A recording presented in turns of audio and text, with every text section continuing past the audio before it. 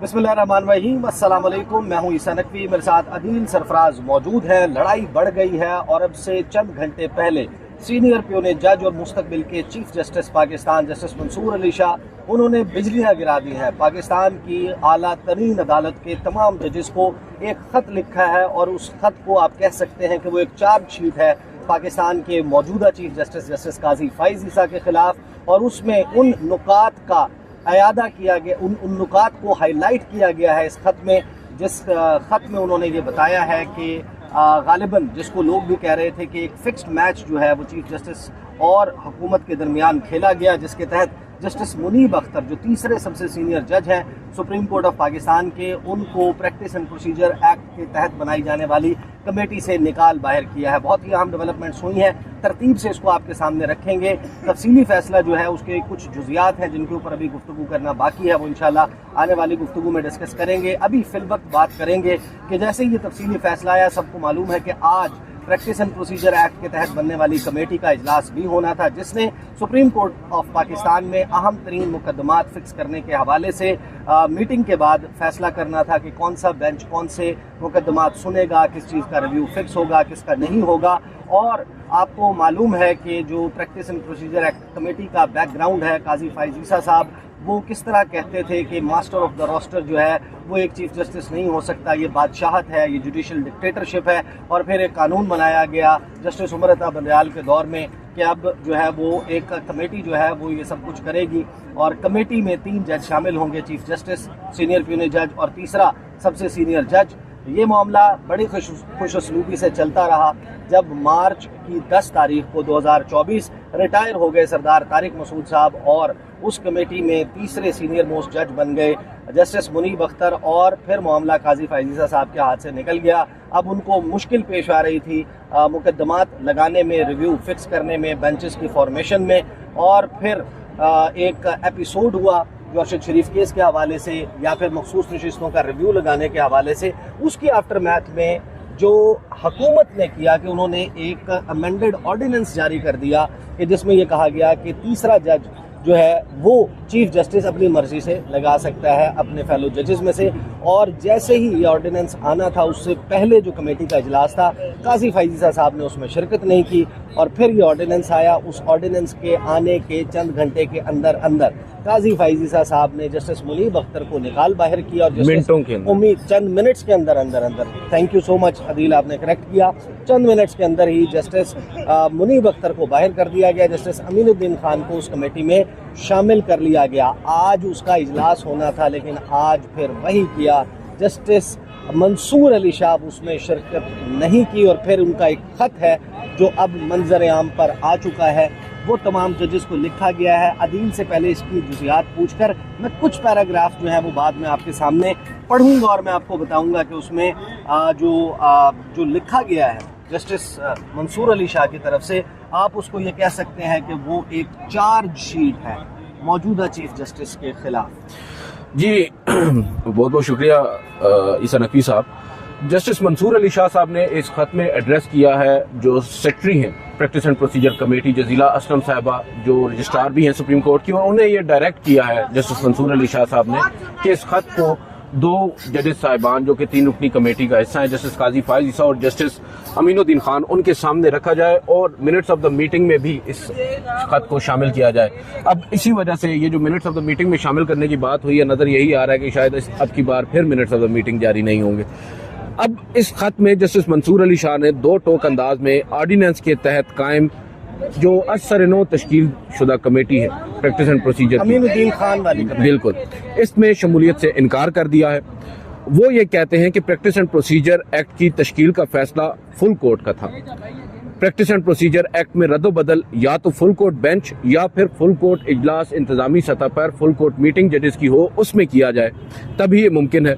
Chief justice काजी फाइज ईसा की जानिब से पहले वाली कमेटी की बहाली तक इजलास में शिरकत नहीं कर सकता, यानी जस्टिस मुनीब अख्तर को जब तक आप कमेटी में वापस नहीं लेकर आएंगे, मैं उस कमेटी का हिस्सा नहीं बनूंगा। वजह आगे चलकर वो मजीद बताते हैं। मजीद वो ये कहते हैं कि जल्दबाजी में प्रैक्टिस एंड प्रोसीजर ऑर्डिनेंस लाया गया। उसके बाद वो ये कहते हैं कि तरमीमी ऑर्डिनेंस और जजेस की जो असर-ए-नौ तश्कील है اس پر جسٹس منصور علی شاہ صاحب سوال اٹھا رہے ہیں. وہ یہ کہہ رہے ہیں کہ ترمیمی آرڈیننس کے نفاذ کے چند گھنٹوں کے اندر ہی یہ آرڈیننس نوٹیفائی کیا گیا, کمیٹی کو دوبارہ تشکیل دیا گیا اور اس بارے میں کوئی وجہ بھی نہیں بتائی گئی.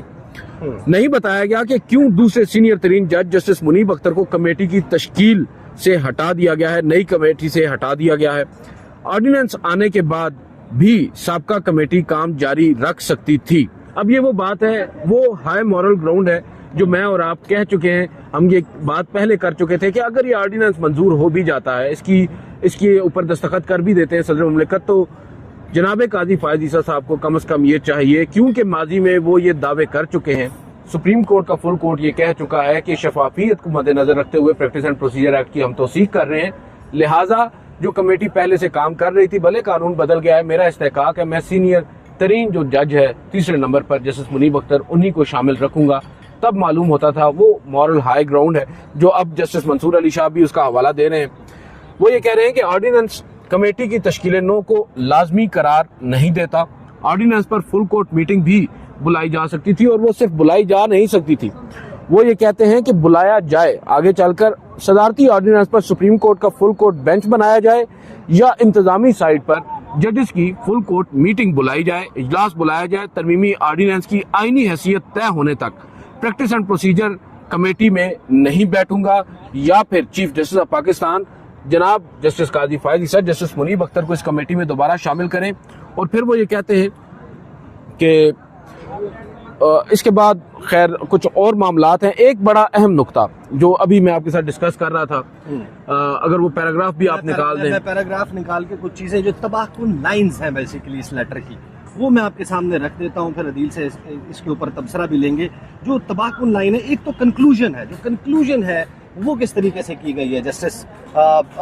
منصور علی شاہ کی طرف سے. انہوں نے یہ کہا ہے کہ یہ اپنے مدرجات اور اپنا مدعا سامنے رکھنے کے بعد جو 8واں پیراگراف ہے اس میں انہوں نے کہا ہے کہ لہٰذا therefore ان تمام چیزوں کو سامنے رکھتے ہوئے میں اس بات پر کبھی یقین رکھتا ہوں, فرم ویو رکھتا ہوں, کہ جب تک کانسٹیٹیوشنل ویلیڈیٹی آئینی حیثیت طے نہیں ہو جاتی ان امینڈمنٹس کی, ان ترامیم کی جو کہ ایک امینڈنگ آرڈیننس کے ذریعے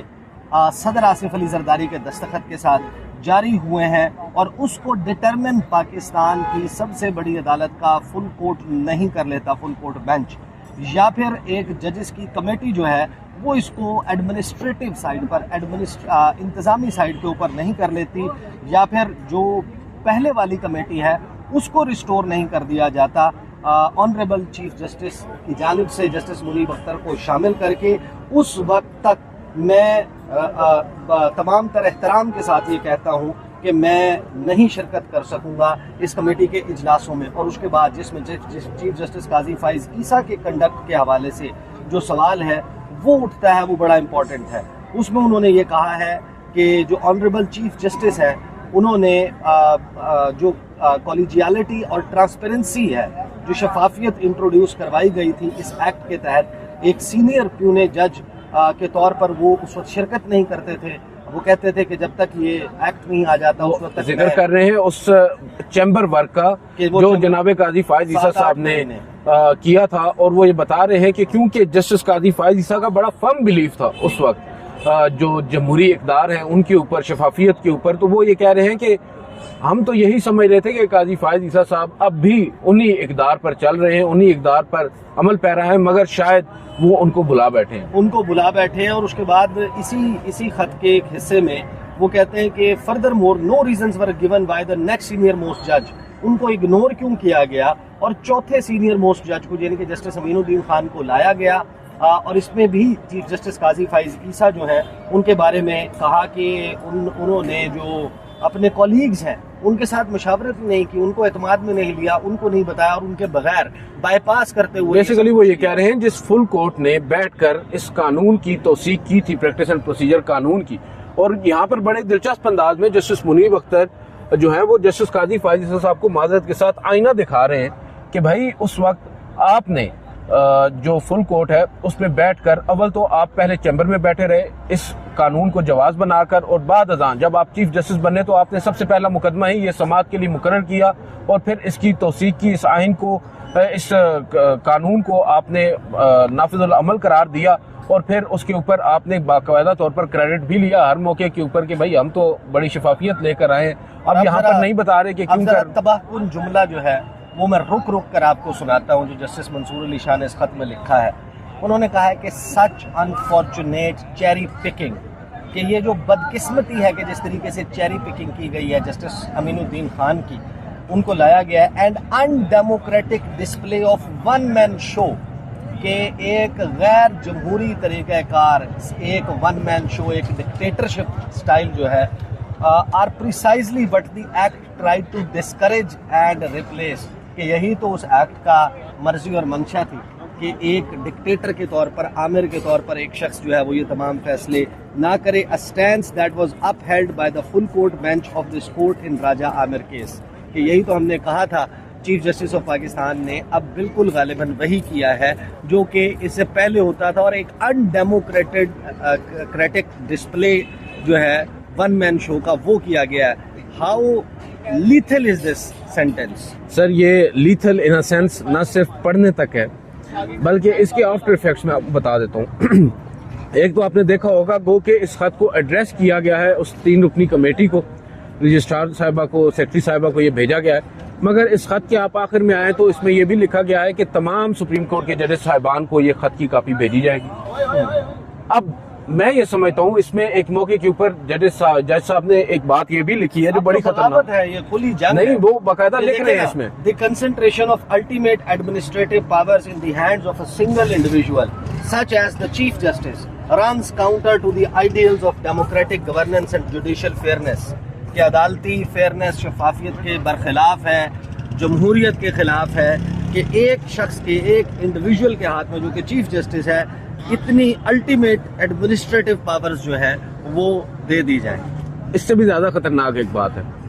وہ یہ کہہ رہے ہیں کہ یہ جو اب 3 رکنی کمیٹی از سر نو تشکیل کردہ 3 رکنی کمیٹی ایک آرڈیننس کے ذریعے اگر کوئی بینچز تشکیل دے گی، ان پر بھی انہوں نے شکوک و شبہات کا اظہار کیا ہے. جسٹس منصور علی شاہ صاحب نے کہا ہے کہ وہ کمیٹی جس سے فل کورٹ کی حمایت حاصل نہیں ہے، نہ ہی فل کورٹ بینچ کی، نہ ہی فل کورٹ اجلاس کی، اس کمیٹی کے تشکیل کردہ جو بینچز ہیں وہ بھی ان کوسچن ہیں، ان کے اوپر بھی ڈاؤٹس ہیں. ان ڈاؤٹس کو بھی دور کرنا ہے. اگر وہ دور نہیں ہوتے تو پھر عیسیٰ نقوی صاحب، پہلے ایک جج نے چند ماہ چیمبر ورک کیا تھا، اب کی بار نامعلوم کتنے لوگ کرتے ہیں چیمبر ورک. نظر آ رہے ہیں کیونکہ جو گیم پڑ رہی ہے، جس طرح کے حالات جا رہے ہیں ناظرین، نظر یہی آ رہا ہے کہ جسٹس منصور علی شاہ